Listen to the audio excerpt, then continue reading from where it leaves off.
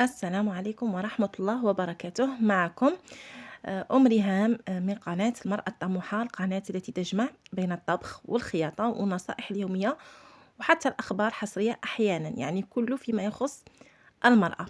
اليوم جبت لكم نصيحة مهمة جدا بالنسبة لهذا الفصل، يعني خصوصا أنه رانا في فصل الخريف، الفصل اللي فيه تغيرات الجوية والبرد كما تعرفوا، وتتسلط علينا الأنفلونزا والمناعة يعني تضعف. الله يعافينا ويعافيكم إن شاء الله. إذا الكثير من الناس يرموا هاد القشور تاع الرمان والتشينا بعد ما ياكلوها، بصح ما يعرفوش الكنز من فوائد تاع هذه الفاكهة. يعني بعد ما تاكلوا هذيك الفاكهة وتقشروها وكلش، يعني ماذا بكم تحتفظوا على هذيك القشور والفاكهة، دائما غسلوها باش كي تقرعوا دوك القشور. يعني غادي تشوفوا معايا الطريقة اللي غادي نخدموا بها هذيك القشور. يعني كما تعرفوا قلت لكم قشر الرمان يعني غني بالمضادات الأكسدة، ويساعد على تنظيف الجسم من السموم، ويقوي المناعة ويخفف من يعني التهابات الحلق. إذا هنايا شوفوا راني نقص في هاد الحبة.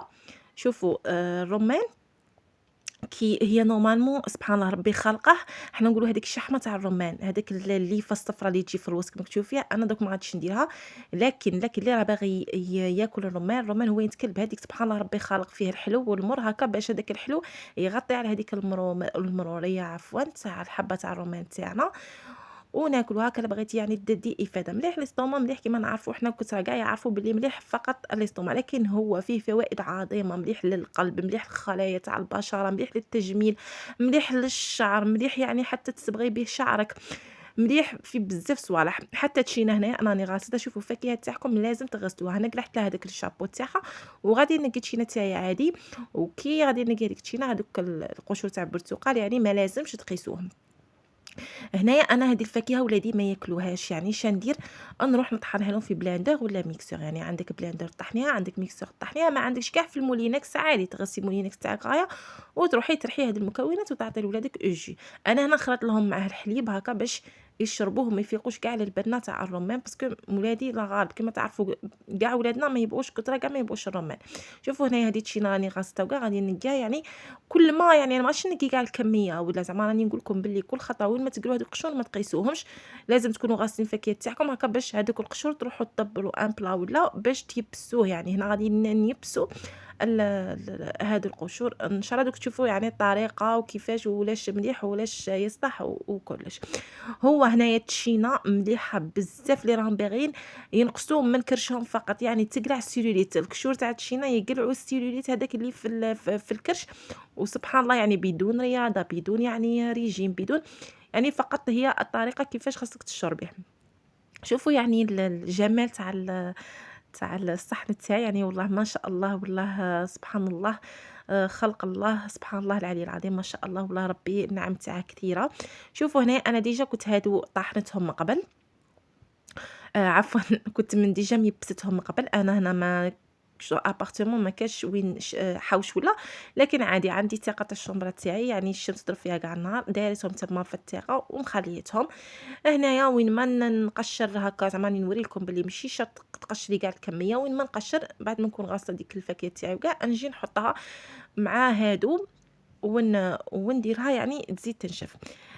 آمم هي يعني ما شاء الله والله وصفة رائعة. تبعوا معايا دوك تعرفوا العديد من أسرار قشر الرمان وقشر البرتقال. كما تعرفوا حبيباتي، والله هذا الشيء راه الصيدلية في بيتك، وكما تعرفوا بهاد القشور تاع الفواكه والخضر غادي نخدم الأدوية ورانا نشوفها بأثمان باهظة. يعني بحثوا، يعني حاولوا تبحثوا، يعني اليوتيوب راه فيه كلشي، دوك تعرفوا يعني كيفاش راه تخدم الأدوية. شوفوا هنايا غادي نجيب بابي سويتو ولا بابي ابسوربون، ولا غادي نديرها هنايا في البلاط تاعي باش نوسع باسكو بلا هنا عندي تاع بلاستيك، باش نعزل هذيك الماده البلاستيكيه. حنا باغيين نحوسوا ناكلوا حاجه صحيه. غادي ندير بابي سويتو، ندير هذوك ندير يعني ستورة راهي تعبر، وندير هذاك القشور تما نستفهم تاع الرمان والبرتقال. كما تعرفوا حبيباتي الوقاية خير من العلاج، كما يعني حتى الله سبحانه وتعالى ذكر في القرآن لقوله تعالى بسم الله الرحمن الرحيم: وفاكهة ونخل ورمان. صدق الله العظيم. يعني تكرر الفاكهة بصفة عامة، ثم النخل، يعني النخل كما تعرفوا التمر، النخل يجي منه التمر، والرمان يعني خاصة وحده. يعني الرمان راه فائدة وعظيمة وفيه بركة عظيمة يعني ما شاء الله. يعني لكن الفاكهة حنا لو فوت تاعنا أنه الفاكهة ناكلو فقط يعني اللب ونخلّو الرمان، والرمان اللي باغي ياكل أصلًا اللب تاعه خاصه ياكل هذاك عفوًا الشحمة هاذيك تاع الرمان. إذًا نروحوا لقشر البرتقال. أما عن عفوًا قشر البرتقال فهو رائع بزاف لتطهير البيت. يعني إلا بغيتو نعطيكم وصفة كيفاش تخدموا يعني مطهّر البيت، اللي ديريه في المخمارية وتبخري به البيت تاعك، مطهّر رائع يقلع ريحة الميديتي، يقلع الريحة اللي ماشي شابة، كيما هاكا يسكن في باطيمات كيما تعرفوا هاكا كلشي مبلّع تاني. مطهّر رائع، حتى مليح سبحان الله الناموس، الدبان، كلشي يقلع الحشرات. مطهّر رائع. كذلك مليح للعناية بالبشرة وحتى إنقاص الوزن، لأنه يساعد على حرق الدهون وينشط الجهاز الهضمي.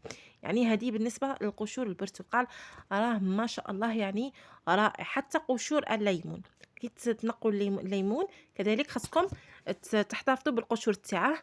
هنايا بالنسبة اللي يبغي يزيد تزيدي السكينجبير وتزيدي القرفة، لكن مع قشر البرتقال والقشر الرمان كي تطحنيهم بالنسبة للي باغيين ينقصوا، هي تقدروا يعني اللي راهم باغيين يديروه يعني كمكمل غذائي، لكن اللي راهم باغيين ينقصوا ولا كي باغي نتيجة فورية يعني فقط 15 يوم تشوفي كرشة راحت، خاصك ديري سكينجبير والقرفة. القرفة تساعد في الدورة الدموية، السكينجبير يحرق ولا يشطف الدهون. يعني في يعني عزكم الله البول تاعك تحسيه يعني دهني، خاطش علاه يقلع كاع الدهون. يعني غادي كي تشربيه وتوالفيه مشي نهار الأول مشي الزوج، من بعد تولي تشوفي يعني كرشك قاعد ينقص، تحسي يعني شكل البول تاعك عزكم الله دهني. هذاك يعني راه يطرح ويخرج لك في الدهون. كذلك حتى العرق تاعك يكون دهني، يعني هذاك الدهون كلشي يخرج يعني تطرحه يعني، وينظف الكبده ويحسن دورة الدم يعني، وينشط الدورة الدموية ويعاون في العضلات القلب يقويها. يعني مليح للشعر، مليح للجسم، مليح للجمال. هادو المكونين رائع، وقلت لكم عندك صيدلية في البيت. كما راكم تشوفوا هنايا انا هنا نحطها في تيقه، هنايا نضرب فيها الشمس ونخليه يعني ينشف. حتى يعني كيما كاين طريقه واحده اخرى اللي يبغوا يعني ينشفوه، تشعلي كوشه فور تاعك فوق وتحت، ولا غير تحت ولا غير فوق، تشعليه تخليه يحمى غايه غايه، تدخلي ديريه كاع في بلا، تدخليه في ديك الكوشه تخليه حوالي يعني 10 دقائق ولا، وتقلي غادي تقليه تحسيه طري. لكن غير ضربه الريح صايي يبس، تما تقدري تطحنيه في الاشوار. تطحنيه بالاشوار يعني ما كاينش طريقه اخرى، سينو دقيه بالدقه كما الناس تاع بكري. اذا بالنسبه للطريقه البسيطه جدا اللي غادي نستفادوا منها ان شاء الله، فهي كالتالي: تدي قشر الرمان والبرتقال والتشينة وغسلوها يعني مليح بعد ما تاكلوها، واحتفظوا بالقشور، ما ترموهاش كما قلت لكم، وديروها في بلاطو وديروا يعني بابي سويت كما شفتوا، وحطوا القشور ويعني وخلوها يعني تيبس بطريقه عاديه.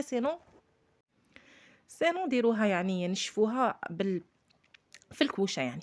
اذا بالنسبه لطريقه الاستعمال كيفاش غادي تستعملوا هاد المكونين، بالنسبه للي حابين ينحفوا يعني ينحفوا ينقصوا الوزن، يمزجوا بين البرتقال والرمان. يعني غادي تخلطوهم في يعني علبة زجاجية، تطحنوهم وتزيدوا معاهم ملعقة تاع زنجبيل وملعقة تاع قرفة، هادو اللي راهم باغيين ينحفوا يعني في زجاجة.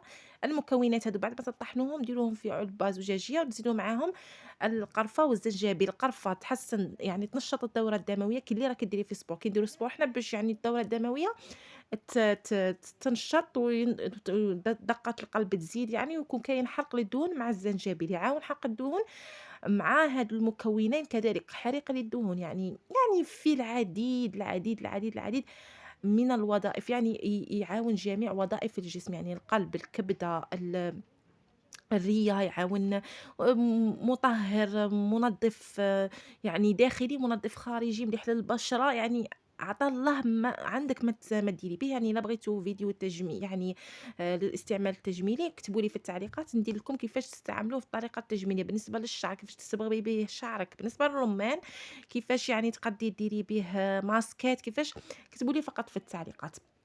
أما بالنسبة اللي راهم باغيين يعني يستعملوه يعني منشط للمناعة، شديري يعني كذلك نفس الشيء بالنسبة للطريقة، يكونوا المكونين هادو زوج، تقدري ما ديريش القرفة وما ديريش الزنجبيل، لكن إلا توفرت عندك قرصة تاع ليمون ديريها وتولي تشربيه بعد الوجبات، يعني بعد الفطور تشربيه، بعد العشاء تشربيه.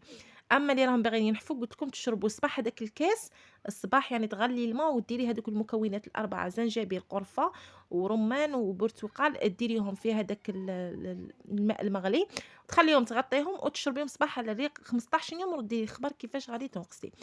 إذًا حبيباتي ما تنسوش قولوا لي في التعليقات رأيكم إذا أنتم كذلك يعني استعملتوا قشور الرمان والبرتقال من قبل، وإذا عندكم يعني وصفات خاصة بها شاركوها معنا حتى الكل يستفيد إن شاء الله.